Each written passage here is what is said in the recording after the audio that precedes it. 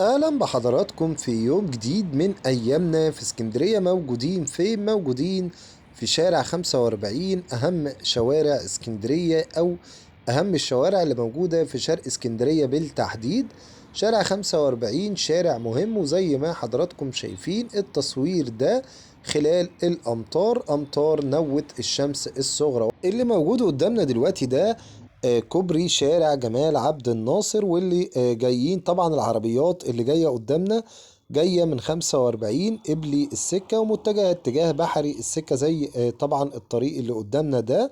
موجودين كده في بحري السكة، ولكن قبل ما نكمل زي ما تعودنا هننزل بسرعة دلوقتي نصلي على المصطفى صلى الله عليه وسلم في التعليقات، ومن بعد كده هنعمل لايك للفيديو. ولو حضرتك بقى نسيت لازم تدعي لاخواتنا في غزة، ربنا ينصرهم وربنا معاهم في الابتلاء القوي اللي هم عايشين فيه الايام دي. ربنا ينصر كل اخواتنا في غزة. زي ما احنا شايفين الشارع مبتل والشارع مليان مية، ده حال شارع 45 اثناء الامطار. ايه اللي بيحصل بقى في الشارع وايه اللي بيحصل في النفق؟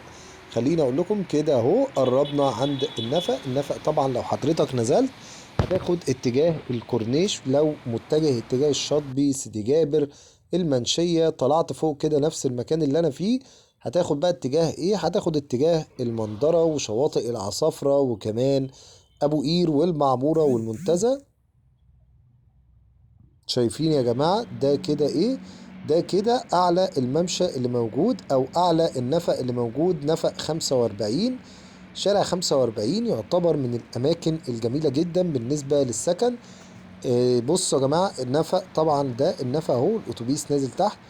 45 منقسمة لجزئين، قبل السكة وبحر السكة، ودول طبعا في حد ذاته لما بتيجي تشتري فكرة قبلي وبحري دي بتفرق جدا جدا في الأسعار. ولكن اللي بالنسبة لي بيفرق معايا منطقة قبلي السكة، موجود فيها السوق وموجود عندك كل الخدمات، والمنطقة هنا تعتبر اللي هي بحر السكة تعتبر أغلى شوية بالنسبة لمستوى المعيشة، لأن عندك كل حاجة. في بقى أماكن بتبيع بنفس الأسعار اللي موجودة في قبل السكة، وفي أماكن لا. ولكن هنا بقى عندك أسماك الكتعة، وعندك كمان أهو مطعم المشويات اللي موجود قدامنا.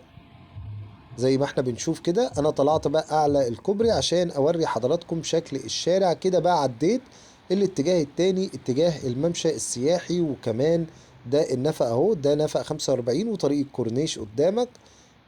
متجه اتجاه اليمين اللي على الكورنيش رايح المنشية وبحري، والاتجاه الشمال مكمل للمنظرة والمنتزه والمعمورة. والعربيات بقى اللي طالعة دي اللي جاية من شارع 45 اهي. 45 بيبدأ من على الكورنيش وبينتهي عند الطريق الدولي او تقاطع شارع مصطفى كامل مع الطريق الدولي. فحضرتك لو جاي بقى من الدولي ان شاء الله بعد انتهاء الكوبري الجديد كوبري مصطفى كامل ده الممشى يا جماعة، حضراتكم شايفين الأجواء النهاردة اهي بدأت تتحسن، على الرغم من إن بيبقى فيه كده في بعض الأوقات أمطار متفرقة، ولكن أمطار خفيفة مش زي الأمطار اللي عدت معانا في خلال الخمس أو الست أيام اللي فاتوا. حبيت بقى أخد معاكم جولة سريعة النهاردة من شارع 45 وكمان الممشى السياحي.